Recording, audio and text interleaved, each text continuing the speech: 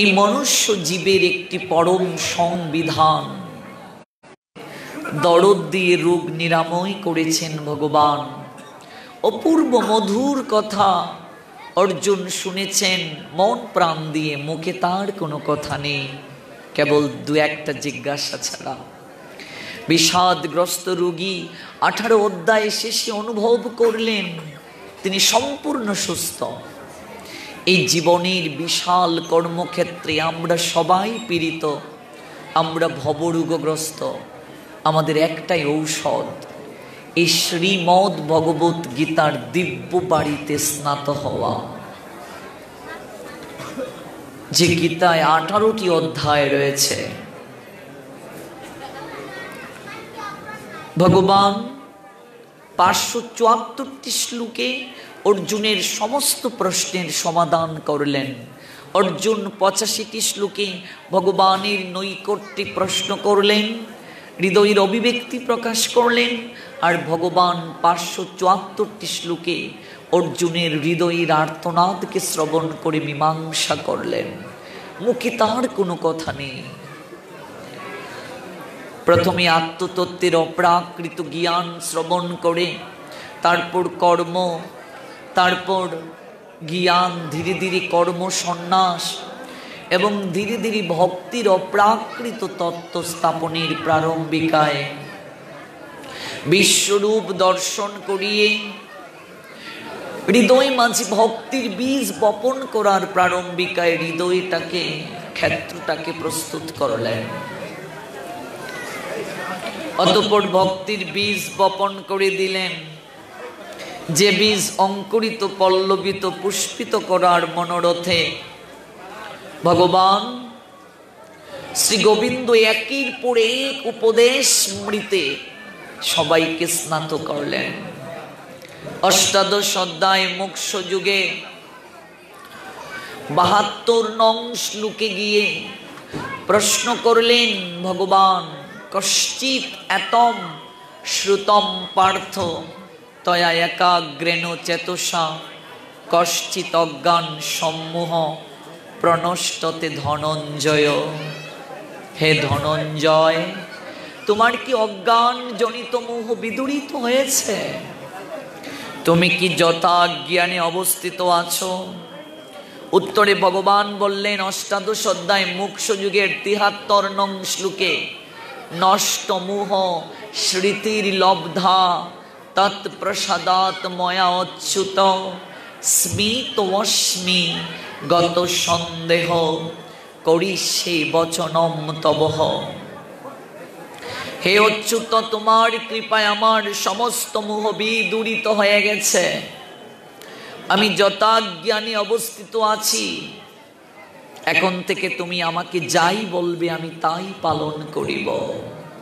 দেখুন, সমস্ত মোহ বিদূরিত হয়ে গেল, সমস্ত কার্পণ্যজনিত দুর্বলতা, সমস্ত কিং কর্তব্য বিমূঢ়তা দূর হয়ে গেল। যে কার্পণ্যজনিত দুর্বলতার কথা অর্জুন বলেছিলেন 2য় অধ্যায় সাংখ্য যুগের 7 নং শ্লোকে, কার্পণ্য দোষ উপহত স্বভাব পৃচ্ছামি তাং ধর্ম সংমূঢ় চেতা যৎ শ্রেয়সেত নিশ্চিতম ব্রুহি তৎমে শিষ্যতে হম সাদিমাম তাম প্রপন্নাম। কার্পণ্যজনিত দুর্বলতার প্রভাবে আমি কিং কর্তব্য বিমূঢ় হয়ে গেছি। আমার কর্তব্য সম্পর্কে আমি বিভ্রান্ত হয়ে গেছি। এখন তুমি আমাকে যাই বলবে আমি তাহাই পালন করিব। এটা কিন্তু প্রথমে অর্জুন বলেননি, বললেন যে কার্পণ্যজনিত দুর্বলতার প্রভাবে আমি কিং কর্তব্য বিমূঢ় হয়েছি। আমার যথার্থ কল্যাণ কিসে হবে আমি উপলব্ধি করতে পারছি না।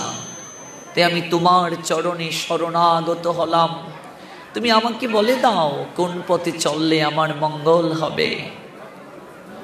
আমি তোমার শিষ্যত্বে রূপান্তরিত হতে চাই। তুমি কৃপা করে আমাকে শিষ্যত্বে গ্রহণ করো এবং তুমি বলে দাও কোন পথে চললে আমার মঙ্গল হবে। ভগবান তাকে অপ্রাকৃত প্রেম পীযূষ দান করলেন। তার আগে দেখবেন ভগবান এত শাসন তাকে করেন নাই। যদিও গীতার দ্বিতীয় অধ্যায় সাংখ্য যুগের 2 নং শ্লোকে ভগবান বলছেন, কুতত্মা কস্মলমিদম বিষমে সমুপস্থিতম অনার্য জুষ্টম অস্বর্গম অকীর্তিকরম অর্জুন।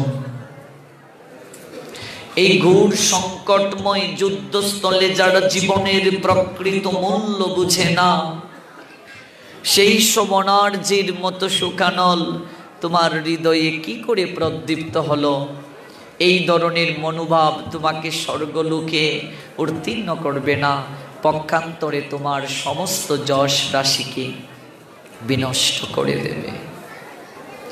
এই যে শ্লোকটা ভগবান বললেন, এই শ্লোকটার মাঝে ভগবানের পূর্ণ শাসন ছিল না অর্জুনকে। তার পিছনে অনেক কারণ আছে। কথা কি ঠিক মতো শোনা যাচ্ছে? আমি তো শুনতে পাচ্ছি না ভালো করে। আলোচনার একটা সুষ্ঠু পরিবেশ দরকার। ভালো সাউন্ড বক্স না হলে হয় কি করে? এগুলো দুঃখের কথা, আমি সব জায়গায় বলি। দেখবেন গায়ে হলুদের সময় আমরা সবচেয়ে হাই পাই বক্স, আর ভাগবত কথায় মুড়ির টিন কেন আমি বুঝতে পারি না। বিষয়গুলো আমি একদম বুঝতে পারি না। এই জন্য আমি পাঠে আসলে আগেই বলি, এত বড় প্রাঙ্গণে 1 পেয়ার সাউন্ড মুড়ির টিন বক্স দিয়ে পাঠ হয় বলুন? ভালো করে কথাই আমি বুঝতে পারছি না। পাঠের তো একটা সিস্টেমিক আছে। আমি যদি নিজেই না বুঝে আপনারা কি আনন্দ পাবেন বলুন? শোনা যাচ্ছে কি? তো কি হবে পাঠ?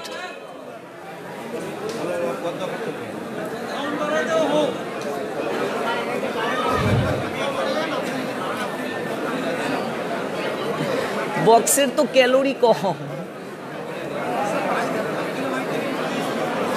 আগামীকাল ব্যবস্থা হবে, আপনারা নীরব থাকুন। আগামীকাল ব্যবস্থা হবে। আজ আমরা একটু কষ্ট করেই শুনি, আগামীকাল ব্যবস্থা হবে।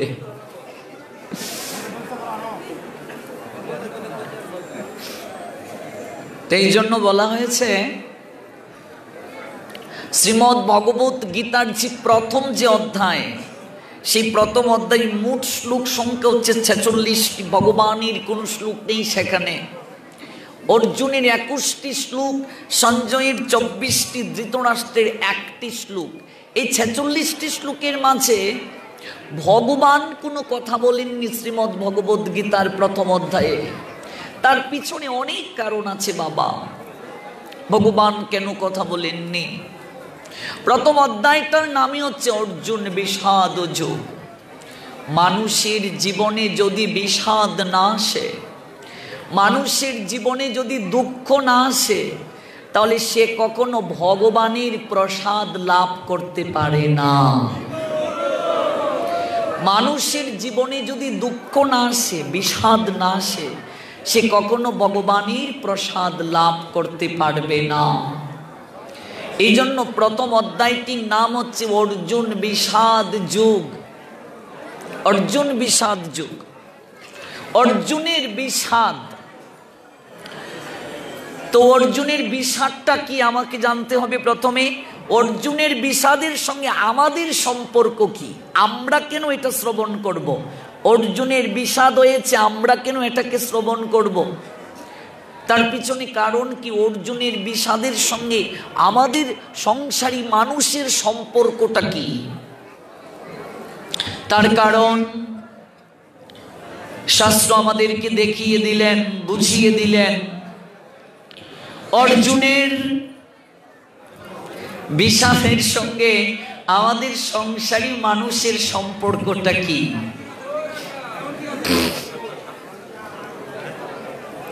শ্রীমদ্ ভগবত গীতায়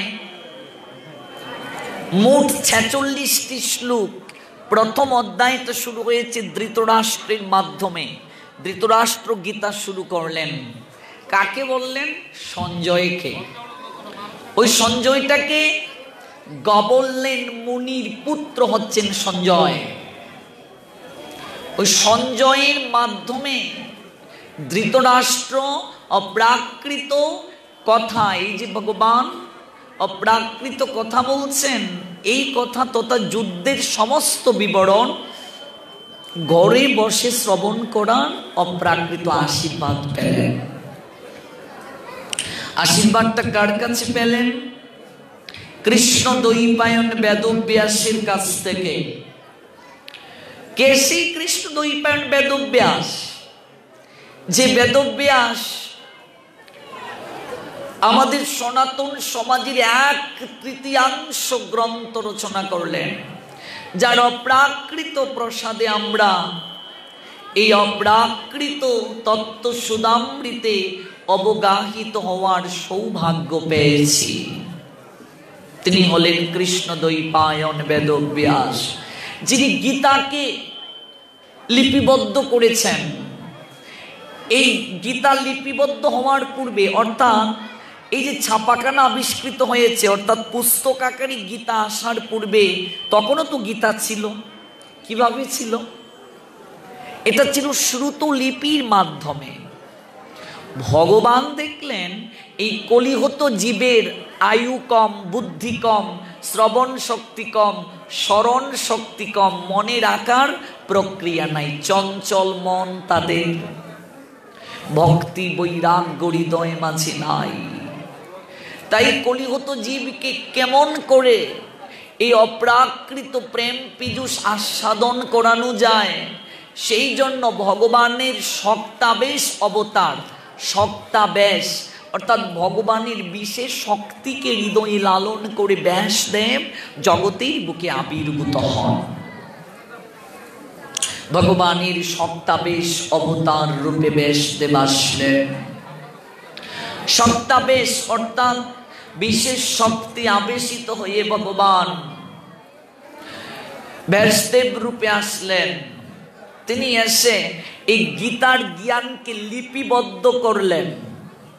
তার আগে গীতার জ্ঞান পরম্পরাক্রমে ছিল, গুরু পরম্পরাক্রমে, এবং পরম্পরা প্রাপ্তম এবং রাজর্ষয়বিদুহ, রাজর্ষিদের মাধ্যমে প্রাপ্ত হয়ে আসা এই অপ্রাকৃত গীতার জ্ঞান গুরু পরম্পরাক্রমে জগতের বুকে প্রচলিত ছিল। কিন্তু একসময় এই পরম্পরাটা নষ্ট হয়ে যায়। আমরা সদাচার ঠিকভাবে পালন না করার কারণে, ব্রহ্মচর্য ব্রত পালন না করার কারণে এই অপ্রাকৃত পরম্পরা নষ্ট হয়ে যায়। এবং পরম্পরা প্রাপ্ত মিমম রাজর্ষয় বিদুহ সকালে নইহ মহতা যুগ নষ্ট পরন্তপ। হে পরন্তপ, কালের প্রভাবে এই পরম্পরা নষ্ট হয়ে যায়। আমরা গীতার জ্ঞান হারিয়ে ফেলি, আমরা গীতার জ্ঞান হারিয়ে ফেলি। তখন ভগবান এই অপ্রাকৃত গীতার জ্ঞান জগৎ জীবকে পুনরায় দান করতে মনস্থ করলেন। কার মাধ্যমে? অর্জুনের মাধ্যমে অপ্রাকৃত গীতার জ্ঞান পুনরায় দান করলেন অর্জুনকে উদ্দেশ্য করে। কখন থেকে? আজ থেকে আনুমানিক 5000 বছরের আগে ভারতের হরিয়ানা রাজ্যের কুরুক্ষেত্রে সরস্বতী নদীর তীরে জ্যোতিষর নামক জায়গায় অগ্রহায়ণ মাসের শুক্ল পক্ষের মুখ্যদা একাদশী রোজ রবিবার সকাল আনুমানিক 8:30 ভেতরে একটা বটবৃক্ষের নিচে বসে অর্জুনকে উপলক্ষ করে জগতের সবাইকে এই অপ্রাকৃত গীতার জ্ঞান দান করলেন। আমরা পেলাম এই অপ্রাকৃত তত্ত্ব। কিন্তু প্রশ্নটা সেই জায়গায় নয়। প্রশ্নটা হচ্ছে এই যে আমরা 18 অধ্যায় সম্বলিত গীতা পেলাম। দেখুন, গীতা 18 অধ্যায়, 18 দিনে মহাভারতের যুদ্ধ হয়েছিল, তা তো সবাই জানেন। 18 অক্ষণী সৈন্য কুরুক্ষেত্রের যুদ্ধে অংশগ্রহণ করেছে। 18টা পুরাণ, 18টা উপপুরাণ, 108টা উপনিষদ। এই যে আমরা হরিনাম জপ করি, জপমালায় দেখবেন 108টা গুটি। তারপর দেখবেন এই যে শ্রীবাসাঙ্গিনা সাজানো হয়েছে, এটা যে সুতো দ্বারা রাউন্ড দেয়া হবে, এখানে দেখবেন এক যে আম্র পত্র দেয়া হয়, সেখানে 108টা আম পাতা দেয়া হয়। তারপর আপনি যখন পুজো করবেন দুর্গা পূজা, সেখানে 108টা পদ্ম প্রয়োজন। আপনি যদি মহাদেবীর পূজা করেন 108টা বেলপত্র প্রয়োজন। আপনি যদি ভগবান বিষ্ণু কিংবা নারায়ণের পূজা অর্চনা করেন 108টা সেখানে তুলসী পত্র প্রয়োজন। তাহলে দেখুন এই যে একটা সম্পর্ক 108, 108 মালায় গুটি, 108টা আম পাতা, 108টা বেলপাতা, 108টা তুলসী পত্র, 108টা পদ্ম। আচ্ছা সব জায়গায় 108 কেন বাবা? 107 হলেও তো পারতো, 106 হলেও তো পারতো, কিংবা 109 হলেও তো পারতো, একটা বেশিও হতে পারতো। 108 কেন? তাছাড়া 18 সংখ্যাটারও এমন কি গুরুত্ব? 18 দিনে কুরুক্ষেত্রের যুদ্ধ হলো, 18টা পুরাণ, 18টা উপপুরাণ। তারপর আমরা দেখতে পাই 18 অধ্যায় গীতা, সব জায়গায় 18। ওই 18 সংখ্যাটা কেন আর 108 কেন? নিশ্চয়ই তার পিছনে কোনো কারণ আছে। এগুলো কি কখনো ভেবেছেন? এই কারণগুলো কি? 18টা কেন? 18 দিনে কুরুক্ষেত্রের যুদ্ধ কেন? 18 অধ্যায় গীতা কেন? তারপর হচ্ছে 18 অক্ষৌণী সৈন্য কুরুক্ষেত্রের যুদ্ধে অংশগ্রহণ করেছে। আপনারা কি জানেন বাবা কুরুক্ষেত্রের যুদ্ধে কত সৈন্য অংশগ্রহণ করেছিল? 18 অক্ষৌণী। অক্ষৌণী মানে, যারা এই হিসাবটা জানেন না বলছি তাদেরকে, অক্ষৌণী, এক অক্ষৌণী সৈন্য সমান 2,18,700 জন। তাহলে ভেবে দেখুন কত যোদ্ধা, কত সৈন্য কুরুক্ষেত্রের যুদ্ধে অংশগ্রহণ করেছিল। এক অক্ষৌণী সৈন্য সমান 2,18,700 জন। আমরা 18 সংখ্যাটা কি বুঝবো, 108 সংখ্যাটা কি বুঝবো? এগুলো তত্ত্ব কথা। এই যে আপনি বিষ্ণু পূজা করবেন, মনে করুন বাড়িতে কদলী বৃক্ষ রোপণ করে সুতো টাঙিয়ে দেন না? সুতোর মাঝে আম পাতা নিশ্চয়ই দেন। কয়টা আম পাতা দেন আপনারা? কয়টা? 7টা। 108টা দিতে হয়, 108টা আম পাতা দিতে হয়। আপনি আঙ্গিনাকে সুতো দ্বারা যখন আপনি ঘুরিয়ে দেবেন, সেখানে 108টা আম পাতা দিতে হয়। কিন্তু কেন? তার পিছনে কারণ কি? এই কারণগুলি আমরা জানবো। এক অক্ষৌণী সৈন্য সমান 2,18,700। আবার এই এক অক্ষৌণী সৈন্যকে আবার 4টি ভাগে বিভাজন করা হয়েছে। 4টি ভাগ কি? পদাতিক সৈন্য, অশ্বারোহী সৈন্য, হস্তিবাহিনী সৈন্য, রথী। এই 4টি ভাগ। এই 4টি ভাগের মাঝে পদাতিক সৈন্য 1,09,350 জন, অশ্বারোহী সৈন্য 65,610 জন, হস্তি বাহিনী 21,870 জন, রথী 21,870 জন। আচ্ছা তাহলে আপনি আবার হিসাব করুন। পদাতিক সৈন্য আমরা পেলাম 1,09,350, তার সঙ্গে অশ্বারোহী 65,610। তো 1,09,350 যোগ 65,610 সমান 1,74,960।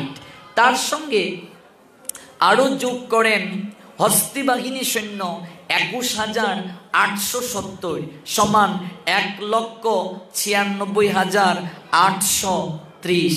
তার সঙ্গে যোগ করেন রথী 21,870 সমান 2,18,700 জন। এটা কেবল এক অক্ষৌণী সৈন্যের হিসাব। এইভাবে কুরুক্ষেত্রের যুদ্ধে 18 অক্ষৌণী সৈন্য যোগ দান করেছিলেন। 18 অক্ষৌণী।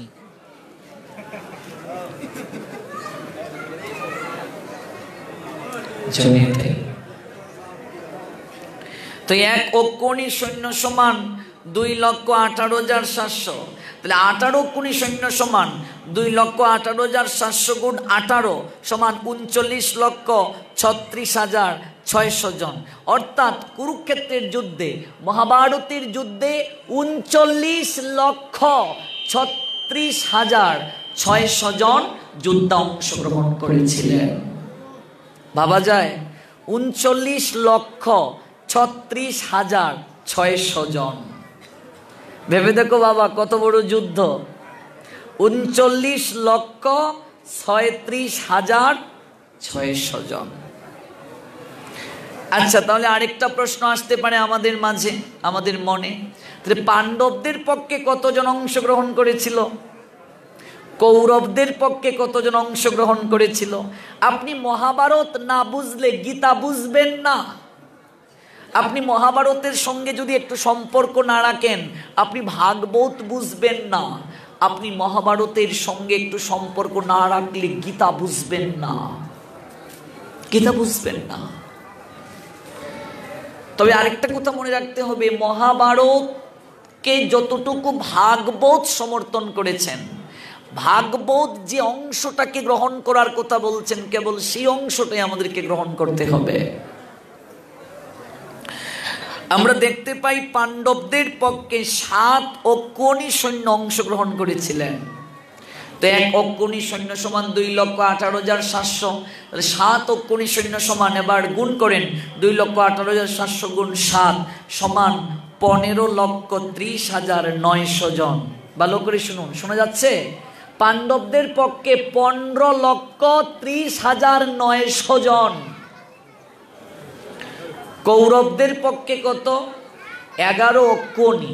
তো 1 অক্ষৌণী সৈন্য সমান 2,18,700, তো 11 অক্ষৌণী সৈন্য সমান 2,18,700 গুণ 11 সমান 24,05,700 জন। এটা কৌরবদের পক্ষে। কৌরবদের পক্ষে 24,05,700 আর পাণ্ডবদের পক্ষে 15,30,900। এবার গুণ করেন, আমরা এতক্ষণ করলাম, এই দুটোকে যদি আমরা সমষ্টি করি, মানে যোগফল করি, 24,05,700 যোগ 15,30,900, তাহলে দেখা যাচ্ছে আমরা পাই 39,36,600 জন। এ হচ্ছে কুরুক্ষেত্রের যুদ্ধে মোট সৈন্য অংশগ্রহণ করেছিলেন। 39,36,600 জন কুরুক্ষেত্রের যুদ্ধে অংশগ্রহণ করেছিলেন। 39,36,600 যে 600 জন অংশগ্রহণ করলেন, যুদ্ধ শেষে মাত্র জীবিত থাকলেন 10 জন। ভাবা যায় বাবা, 39,36,600 জন অংশগ্রহণ করলেন, আর যুদ্ধের শেষে মাত্র জীবিত 10 জন। তাহলে কি আপনাদের মনে ইচ্ছা জাগছে না 10 জনের নাম শোনার? বক্স ভালো থাকলে তো খুব পাঠ করতে আনন্দ পেতাম, সারা বাংলায় পাঠ করি। আমি সব জায়গায় যখন যাই বলি যে আর যাই করুন না করুন, বক্সটা যেন ভালো হয়। এখন মনে করুন, এখানের যে আয়তন, এত বড় প্ল্যাটফর্মের মাঝে যদি এতটুকু ক্যালোরি যুক্ত বক্স হয় তাহলে হবে? আর এই বক্সের যে ক্যালোরি, এটার সঙ্গে যদি মিক্সার মেশিনের সঙ্গে মনিটর লাগায়, বাজবে? তাহলে বলুন তো, এগুলো যদি জ্ঞান না থাকে হবে কি করে? আমরা সারা বাংলায় পাঠ করি, মাউটটায় টুকনু দিলেই বুঝতে পারি কি অবস্থা কি না। আপনি এই বক্সের সঙ্গে যদি মনিটর লাগান, চলবেই না, কারণ এটার যে শক্তি, এই মেশিনটার যে শক্তি, এই শক্তিতে মনিটর চলবে না। এই জন্য এটা বৃহৎ ক্যালোরি যুক্ত বক্স এবং এই মিক্সার মেশিন দরকার। শুধু অপারেটরকে দুষলে হবে? ওই অপারেটর তো আমার 2টা প্রোগ্রাম করেছো না? হ্যাঁ, করেছে তো।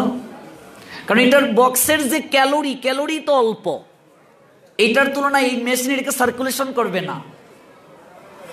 আর যেহেতু অনেক বড় প্ল্যাটফর্ম, মানুষ অনেক বেশি, এই দুটো বক্সে তো কভার করবে না। এবং এটার একটা কথা মনে রাখবেন, বক্স ক্লিয়ার কখন হয়? যখন এই বক্সের মেশিন উন্নত থাকবে, সাউন্ড ক্লিয়ার থাকবে। মেশিন যত নর্মাল থাকবে, সাউন্ড ক্লিয়ার হবে না। এটার সঙ্গে তো এটার সম্পর্ক। এটা যদি ভালো না হয়, আমরা তো দেখেই বুঝতে পারছি এটা সবচেয়ে নর্মাল, তো হবে না। আগামীকাল কমিটির কাছে সদয় প্রার্থনা করছি, যদি আমরা আনন্দ পেতে চাই তাহলে বক্স ভালো প্রয়োজন কি প্রয়োজন না? ভক্তদের পক্ষ থেকে একটু জোরালি আওয়াজ চাই, প্রয়োজন কি প্রয়োজন না? নিশ্চয়ই কমিটি আমাদের প্রার্থনা পূরণ করবেন।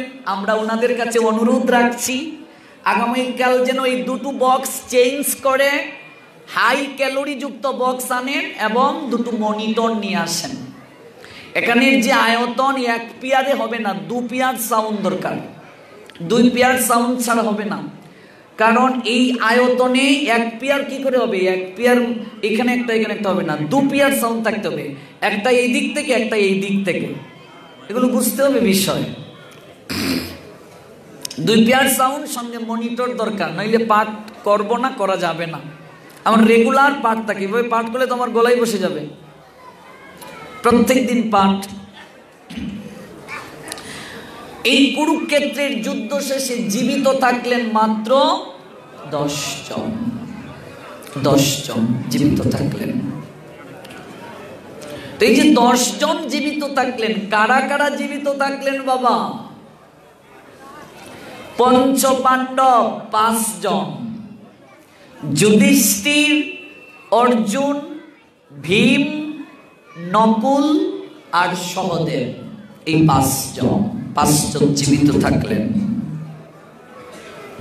তারপর তাহলে আর 5 জনকে এক হচ্ছেন সাত্যকী। সাত্যকী, সাত্যকী সম্পর্কে কেউ জানেন? আচ্ছা, জানেন না।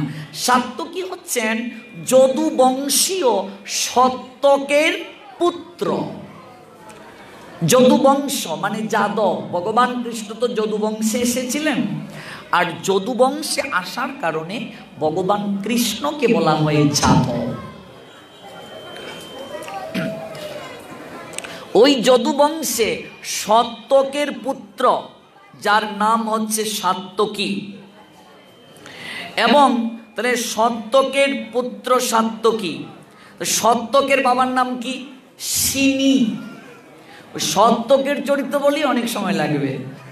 তো তিনি যখন জন্মগ্রহণ করলেন, তার জন্ম প্রদত্ত নাম কিন্তু সাত্যকী না, তার আরেকটা নাম ছিল, তার নাম হচ্ছে যুযুধান। যারা প্রথম অধ্যায় পড়েছেন শ্রীমদ্ ভগবদ গীতা, অর্জুন বিষাদ, সেখানে দেখবেন একটা শ্লোকে যুযুদান এই শব্দটা আছে। যুযুদান, যুযুদান। ওই সাত্যকী পরবর্তীতে তার নাম হলো। তো এই যুযুদান বা সাত্যকী অর্জুনের কাছ থেকে অস্ত্রবিদ্যা গ্রহণ করেছিলেন। অর্জুনের কাছ থেকে অস্ত্রবিদ্যা গ্রহণ করেছিলেন। যেহেতু অর্জুনকে তিনি শিক্ষাগুরু রূপে গ্রহণ করলেন, আমাদের শাস্ত্র বলছেন, চাণক্য পণ্ডিত তিনি বলছেন, একজন শিক্ষাগুরুকে, শিক্ষক যিনি, তাকে শিক্ষাগুরু বলে, টিচার। একজন শিক্ষাগুরু যদি তোমাকে একটা অক্ষরও জ্ঞান দান করে, পৃথিবীতে এমন কোনো অর্থবিত্ত নেই যা দিয়ে সেই ঋণকে শোধ করা যায়। শিক্ষাগুরু যদি তোমাকে একটা অক্ষরও জ্ঞান দান করেন, পৃথিবীতে এমন কোনো কিছু নেই যা দিয়ে সেই শিক্ষকের বা শিক্ষাগুরুর ঋণকে শোধ করা যায়। ঋণকে শোধ করা যায়। এই জন্য এটা তো সাত্যকীর কৃতজ্ঞতা অর্পণের একটা মাধ্যম প্রয়োজন, একটা মাধ্যম। তাই তিনি কুরুক্ষেত্রের যুদ্ধে যখন অংশগ্রহণ করলেন, কুরুক্ষেত্রের যুদ্ধে তিনি তখন পাণ্ডবদের পক্ষে অংশগ্রহণ করলেন। যেহেতু অর্জুন তার শিক্ষাগুরু, অস্ত্র শিক্ষা লাভ করেছেন, পাণ্ডবদের পক্ষে যোগ দিলেন। এই সাত্যকী যুদ্ধের শেষে জীবিত রইলেন। এবার 6 নম্বর পর্যন্ত সবাই অবগত হয়েছেন। এগুলো জানা প্রয়োজন বাবা আমাদের সবার, নইলে গীতা বুঝবো না। কুরুক্ষেত্রের যুদ্ধটা আগে বুঝতে হবে, নইলে গীতা বুঝবো না। আজকে এই গীতা একটা দর্শন শাস্ত্র, কেবল গীতার উপর আমরা অনেক আলোচকরা আলোচনা করেন না, লীলা কথাগুলোকে বলে বলে বলে বলে চলে যান। কিন্তু গীতা যে একটা দর্শন শাস্ত্র, একটা শ্লোক, এই শ্লোকটা কেন আসলো, হ্যাঁ, এটার আগের শ্লোকটা কেন, এর পরের শ্লোকটা কেন, এগুলোর সঙ্গে সম্পর্ক কি, এই বিষয়গুলো যতদিন পর্যন্ত আমরা অবগত না হব ততদিন যাবত আমরা কিচ্ছুটি বুঝবো না। আর গীতাকে উপেক্ষা করে ভাগবতের স্তরে যাওয়া যাবে না। আমরা পেলাম পঞ্চপাণ্ডব 5 জন, তারা জীবিত রইলেন, আর জীবিত রইলেন সাত্যকী। তারপর আরেকটা বিষয়, 7 নম্বর রূপে যিনি জীবিত রইলেন তিনি হলেন কৃপাচার্য। কৃপাচার্য নাম শুনেছেন? কৃপাচার্যকে কুলপুরোহিত, ওই গুরু রাজসভার কুলপুরোহিত, তাদের গুরুদেব। তাহলে কৃপাচার্যের জন্ম থেকে হলো, তার বাবার নাম কি, মায়ের নাম কি, এগুলো তো জানা প্রয়োজন। তো কৃপাচার্য, এটাকে সন্ধি বিচ্ছেদ করলে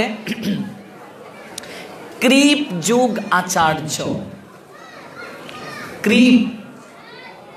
কৃপায় যিনি আবিষ্ট, আচার্য শব্দের অর্থ হচ্ছে শিক্ষক। কৃপাচার্য কৃপ যুগ আচার্য। তো তার নাম কৃপাচার্য কেন হলো?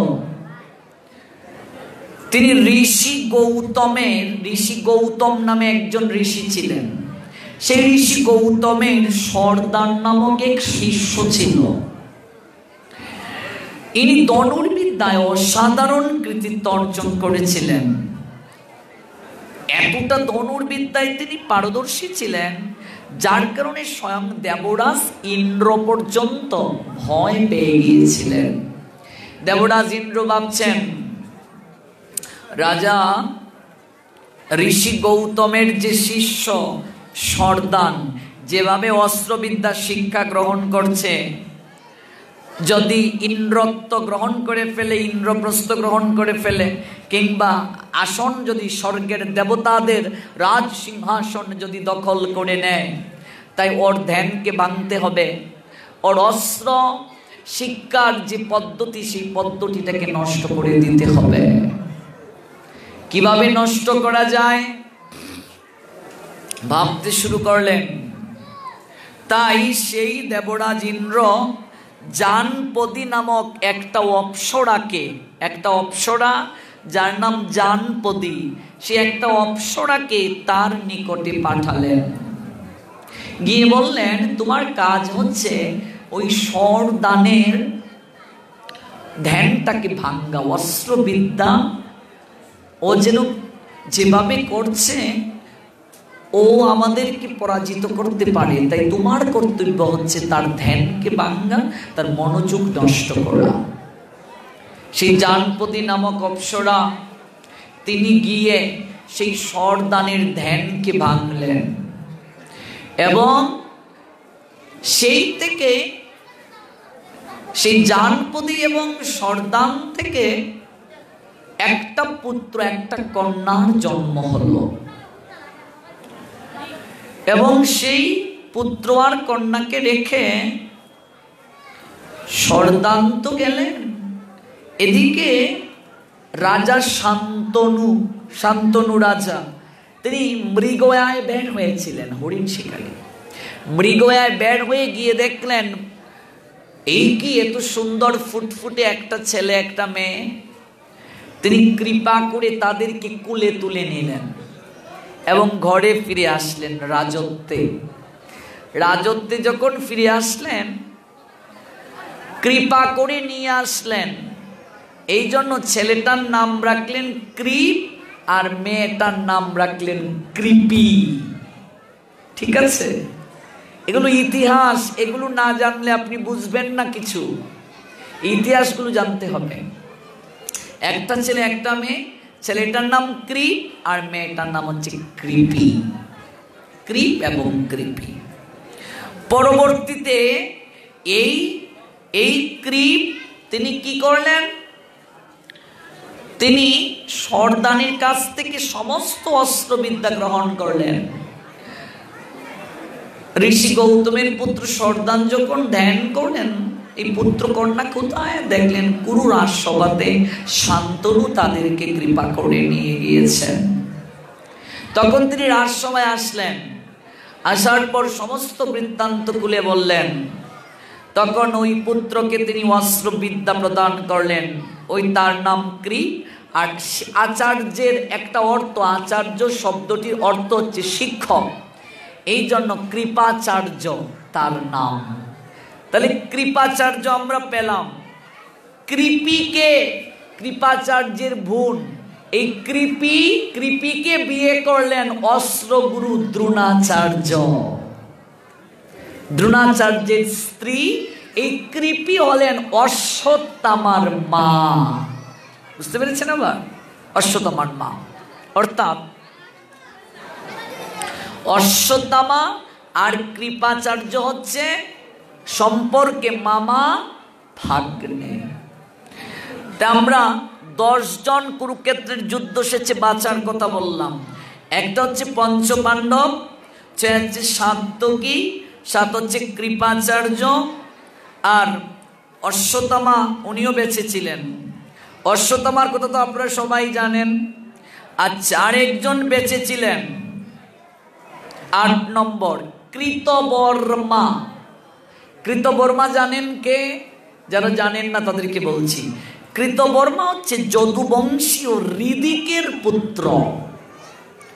কৃতবর্মার বাবার নাম হচ্ছে ঋদিক। কৃষ্ণের অনুগত হওয়া সত্ত্বেও তিনি কৌরবদের পক্ষে যোগ দিয়েছিলেন। যুধিষ্ঠির তাকে অনেক ভালোবাসতেন, কিন্তু তিনি কৌরবদের পক্ষে যোগ দিয়েছিলেন।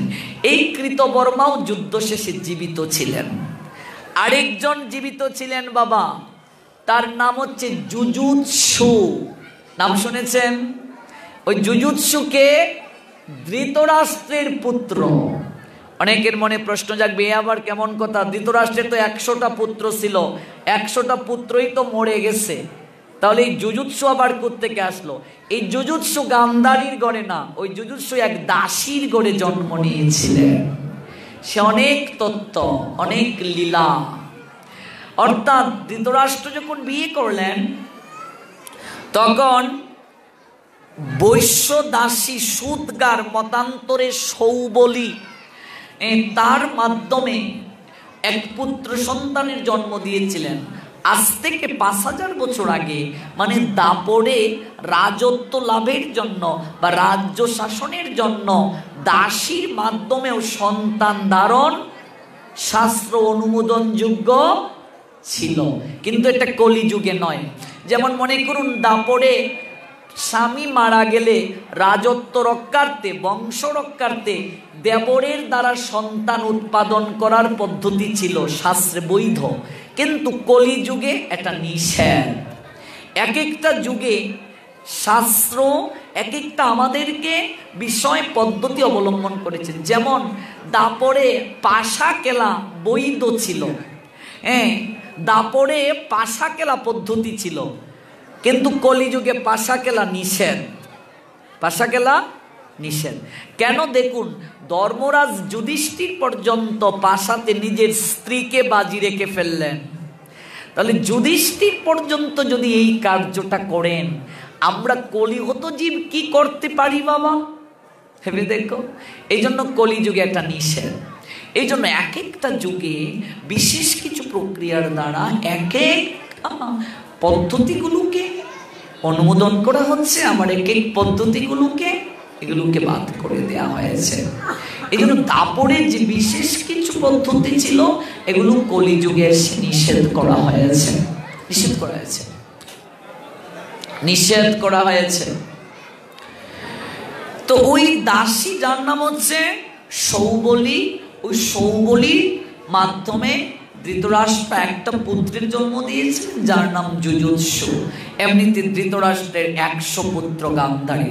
100 পুত্রের নাম কেউ জানেন? আগামীকাল বলবো, বক্সটা ভালো হলে বলবো, অনেকেই শুনতে পাচ্ছেন না। এভাবে পাঠ করলে তো আমার ইমেজই নষ্ট হয়ে যাবে। 100 পুত্রের আগামীকাল নাম বলবো গান্ধারী। এই যুযুৎসু 101, এটা হচ্ছে সবার জ্যেষ্ঠ, দাসীর ঘরে জন্ম নিয়েছিলেন।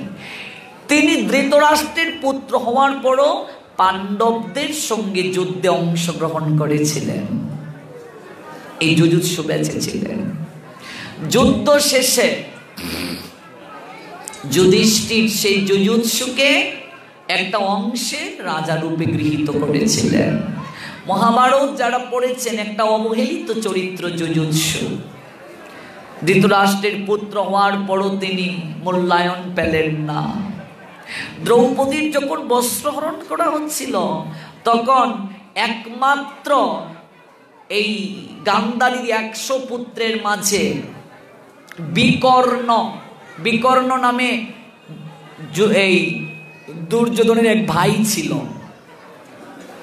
বিকর্ণ তাকে বাধা প্রদান করেছিলেন, মানে তিনি প্রতিরোধ করার কথা বলছিলেন, যেটা ঠিক নয়। এই জন্য পৃথিবীর ইতিহাসে সবচেয়ে কঠিন শাস্তি দিয়ে মারা হয়েছিল দুঃশাসনকে, যে দ্রৌপদীর বস্ত্র টানছিল।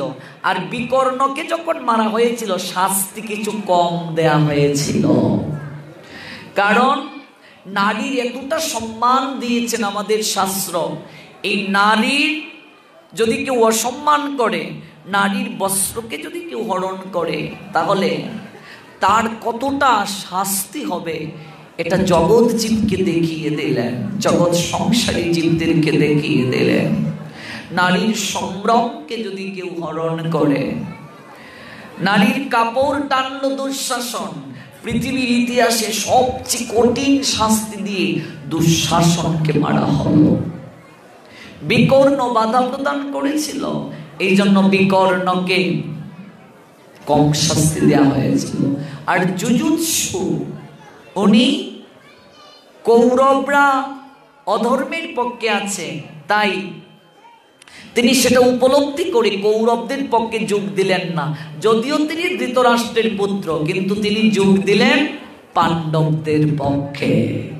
এই হচ্ছে 10 জন, নাম মনে থাকবে, ভালো করে জেনে নেন। পঞ্চ পাণ্ডব 5 জন, যুধিষ্ঠির, অর্জুন, ভীম, নকুল, সহদেব 5 জন। তারপর 6 নম্বরে কে আছে?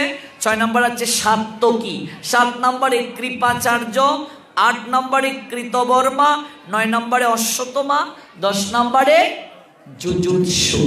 এই 10 জন কুরুক্ষেত্রের যুদ্ধে জীবিত ছিলেন। 18 দিন যুদ্ধ শেষে আমরা আগামীকাল এই তত্ত্ব বলবো, 18 সংখ্যাটার কি গুরুত্ব আমাদের শাস্ত্রে। আমরা আগামীকাল শুনবো 108 সংখ্যাটার মহিমা কি, কেন 108টা বেলপত্র দিতে হয়, কেন 108টা তুলসী পত্র দিতে হয়, কেন 108টা আম পাতা এভাবে গুছিয়ে দিতে হয়, কেন এই জপমালার মধ্যে 108টা গুটি আছে।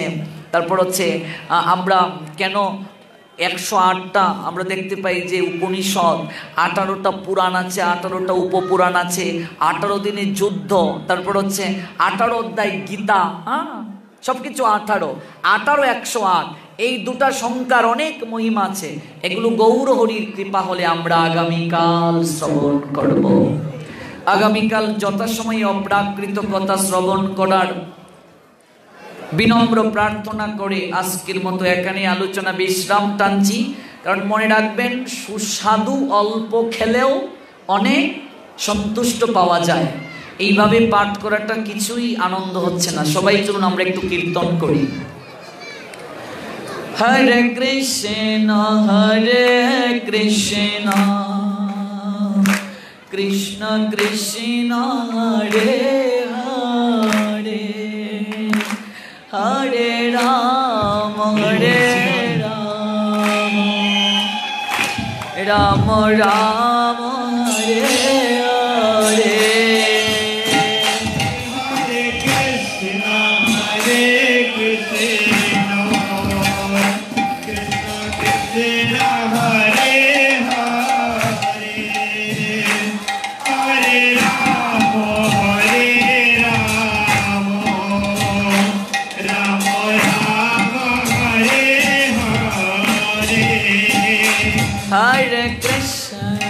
Hare Krishna Krishna Krishna Hare Hare Hare Rama Hare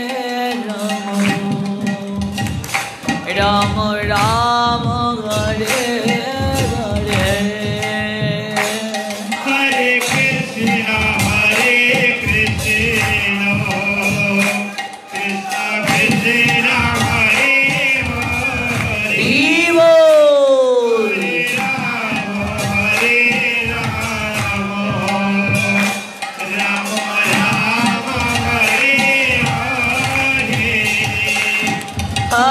Krishna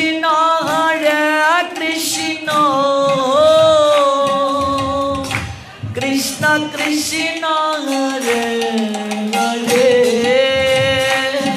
Vivo Hare Rama Rama Rama Hare Hare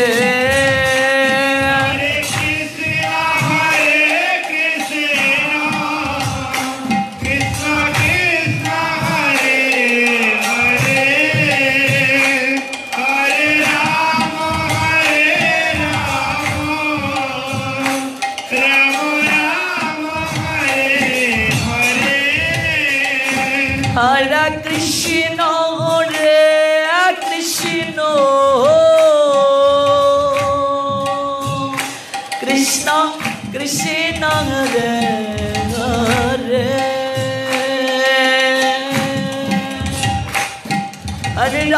Rama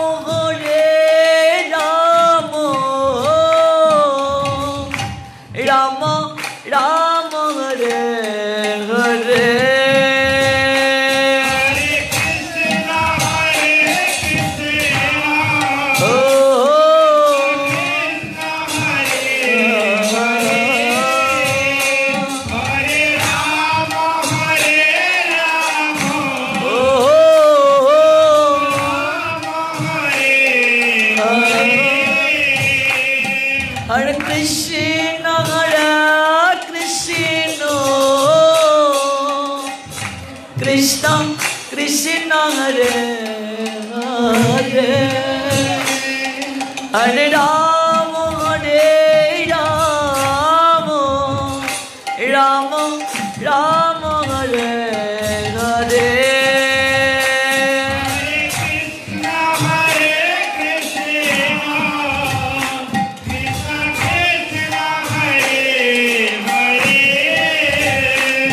Hare Hare Krishna Krishna Krishna Hare Hare Hare Rama Rama Rama Hare Hare Hare Krishna Krishna Krishna Hare Hare Hare Rama Rama Rama Hare Hare Hare Krishna Krishna Krishna Hare Hare Hare Rama Rama Rama Hare Hare Hare Krishna Vivo Hare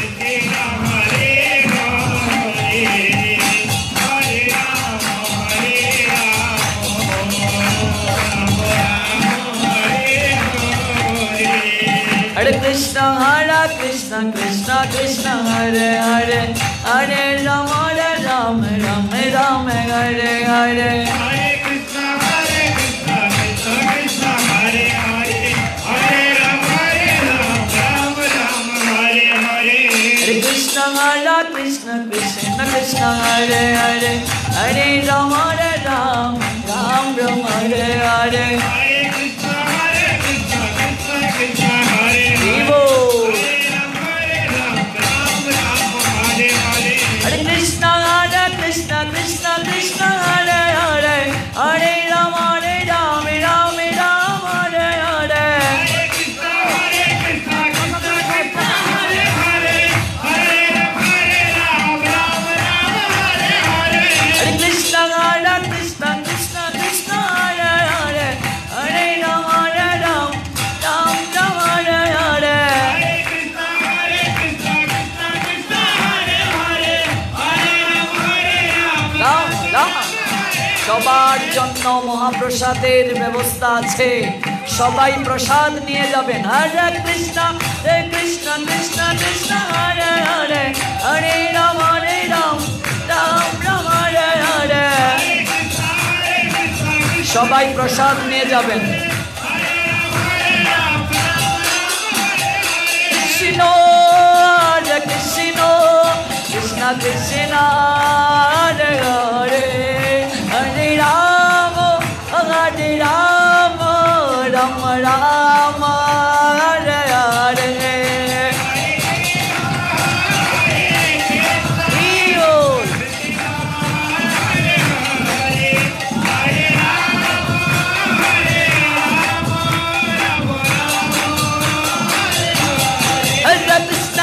Krishna Krishna Krishna Hare Hare, Hare Ram Ram Ram Hare Hare।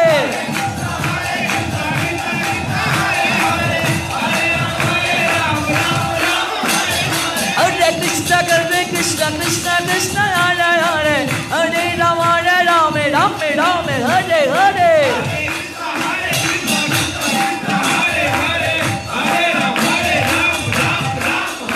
Hare Krishna Krishna Krishna Krishna Hare Hare, Hare Ram Ram Ram Hare Hare।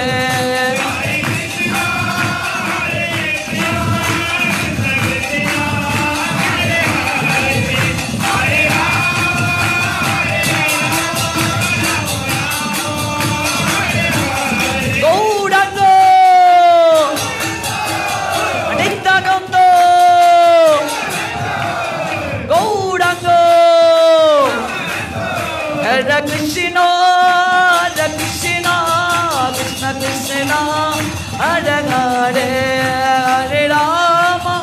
Hare Ram Ram Ram Hare Hare।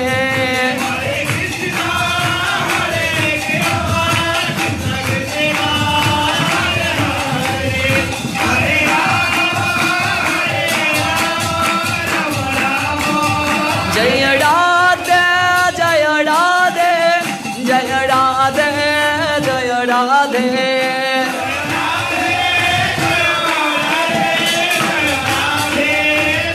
Radhe Radhe Radhe Radhe, O Radhe Radhe Shame Radhe, Radhe Radhe Radhe Radhe, Jai Radhe Jai Radhe Jai Radhe Jai Radhe।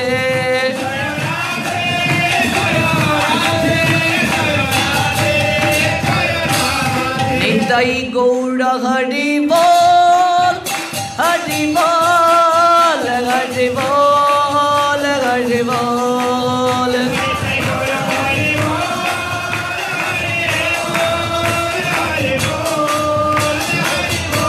Oh Nitai Nitai Nitai Nitai Nitai Nitai Gaura Nitai Gaura Hari Bol, Hari Bol, Hari Bol, Hari Bol, Nitai